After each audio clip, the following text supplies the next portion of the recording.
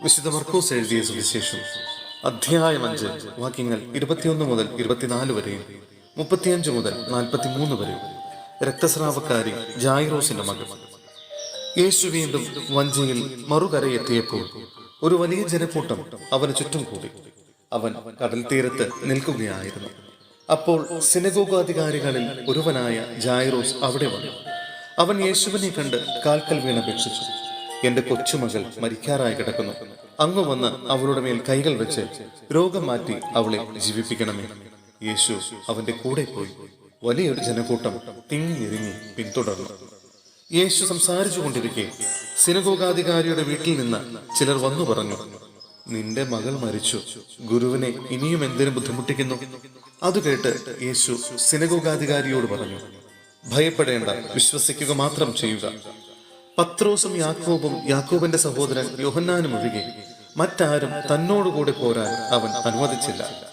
അവർ സിനഗോഗാധികാരിയുടെ വീട്ടിലെത്തി. അവിടെ ആളുകൾ വലിയ ബഹളം വയ്ക്കുന്നതും ഉച്ചത്തിൽ കരയുന്നതും അലമുറയിടുന്നതും അവൻ കണ്ടു. അകത്ത് പ്രവേശിച്ച് അവൻ അവരോട് പറഞ്ഞു, എന്തിനാണ് നിങ്ങൾ ബഹളം വയ്ക്കുകയും വിലപിക്കുകയും ചെയ്യുന്നത്? കുട്ടി മരിച്ചിട്ടില്ല, ഉറങ്ങുകയാണ്. അവർ അവനെ പരിഹസിച്ചു. അവനാകട്ടെ അവരെ എല്ലാവരെയും പുറത്താക്കി. അനന്തരം പെൺകുട്ടിയുടെ മാതാപിതാക്കന്മാരെയും തന്റെ കൂടെ ഉണ്ടായിരുന്നവരെയും കൂട്ടിക്കൊണ്ട് അവളെ കിടത്തിയിരുന്നിടത്തേക്ക് അവൻ ചെന്നു. അവൻ അവളുടെ കൈക്ക് പിടിച്ചുകൊണ്ട്, ബാലികെ എഴുന്നേൽക്കൂ എന്നർത്ഥമുള്ള തലീത്താ കൂം എന്ന് പറഞ്ഞു. തൽക്ഷണം ബാലിക എഴുന്നേറ്റ് നടന്നു. അവൾക്ക് 12 വയസ്സ് പ്രായമുണ്ടായിരുന്നു. അവർ അത്യന്തം വിസ്മയിച്ചു. ആരും ഈ വിവരം അറിയരുത് എന്ന് യേശു അവർക്ക് കർശനമായ ആജ്ഞ നൽകി. അവൾക്ക് ഭക്ഷണം കൊടുക്കാൻ അവൻ നിർദ്ദേശിച്ചു. സഹോദരരെ, അപ്പസ്തോല പ്രവർത്തനങ്ങളിൽ നിന്നുള്ള വായന അധ്യായം 20 വാക്യങ്ങൾ 7 മുതൽ 12 വരെ. ത്രോവാസിനോട് വിട. ആഴ്ചയുടെ ആദ്യ ദിവസം അപ്പം മുറിക്കാൻ ഞങ്ങൾ ഒരുമിച്ച് കൂടി.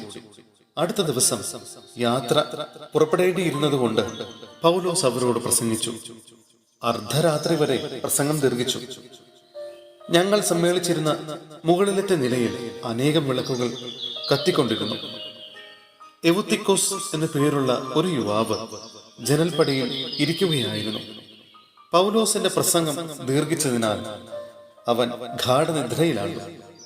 നിദ്രാധീനനായ അവൻ 3-ാം നിലയിൽ നിന്ന് താഴെ വീണു. അവനെ ചെന്നെടുക്കുമ്പോൾ മരിച്ചു കഴിഞ്ഞിരുന്നു. എന്നാൽ പൗലോസ് താഴെ ഇറങ്ങിച്ചെന്ന് കുനിഞ്ഞ് അവനെ ആലിംഗനം ചെയ്തുകൊണ്ട് പറഞ്ഞു, ഭയപ്പെടേണ്ട, അവന് ജീവനുണ്ട്.